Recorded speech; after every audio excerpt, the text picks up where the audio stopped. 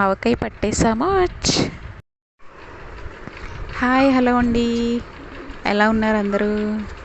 చాలా రోజులైంది కదా మీతో మాట్లాడి. ఈరోజైతే మేము ఆవకాయ పడుతున్నామండి. ఇవి చిన్న రసాల కాయలు అంటారు కదండి, అవి. ఇవైతే క్లీన్ చేయడానికి ఇలా అంట్లు తోముకొని పీస్ ఉంటుంది కదండి, దీంతో క్లీన్ చేస్తున్నామండి. కాయల నిండా అలాగా బ్లాక్ కలర్లో ఉన్నాయి. అయితే దీంతో క్లీన్ చేస్తే చాలా ఈజీగా పోయింది. ఇలా కడిగిన తర్వాత ఆరబెట్టేసి ఒక క్లాత్తో తుడిచేయాలండి నీట్గా. కాయ అయితే మాకు 30 రూపీస్ పడిందండి. చిన్న రసాలు అంటారు కదా అవండి, ఆవకాయకి. మొత్తం 250 కాయలు అయితే తీసుకొచ్చారండి మా నాన్నగారు.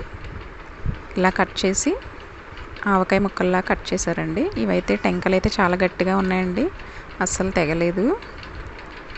చూడండి, ఇలాగ లోపల ఉన్నదని తీసేసుకొని శుభ్రంగా క్లీన్ చేసుకోవాలండి క్లాత్ తోటి. ఇక్కడ మా జున్ను కూడా హెల్ప్ చేస్తుందండి మాకు. చూడండి, ఇలాగా క్లీన్గా క్లాత్తో తుడిచేసుకొని నీట్గా పెట్టుకోవాలండి, తడి లేకుండా. కొంతసేపు వీటిని కొలిచేసుకోవాలండి, ఎన్ని అవుతాయి అన్నీ కొలుచుకొని. మాకైతే 4 కొంచాలు అయినాయండి. కొంచెం అంటే 4 తవలతో వేస్తారు కదండి, అనుకుంటా, నాకు తెలీదు. ఇప్పుడైతే కారం ఒక కొంచెడికి 1.5 తవ్వ తీసుకున్నామండి. ఆవపిండి కూడా అలాగే తీసుకున్నాము. సాల్ట్ ఒక తవ్వ తీసుకున్నాము. వెల్లుల్లిపాయలు 2 తవ్వలు తీసుకున్నామండి. మేమైతే 4 కొంచాలు పడుతున్నాం ఇక్కడ.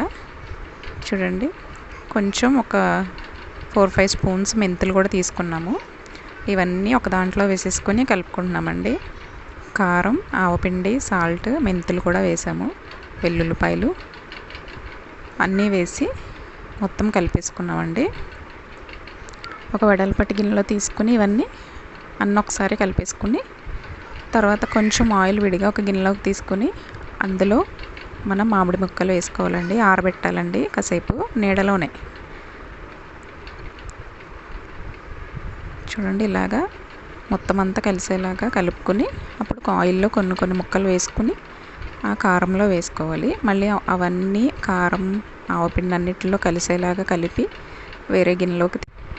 ఇక్కడ మనం తీసుకున్న ఆయిల్ మేము పప్పు నూనె తీసుకున్నామండి. పప్పు నూనె అంటే గానుగ నూనె తీసుకున్నాము.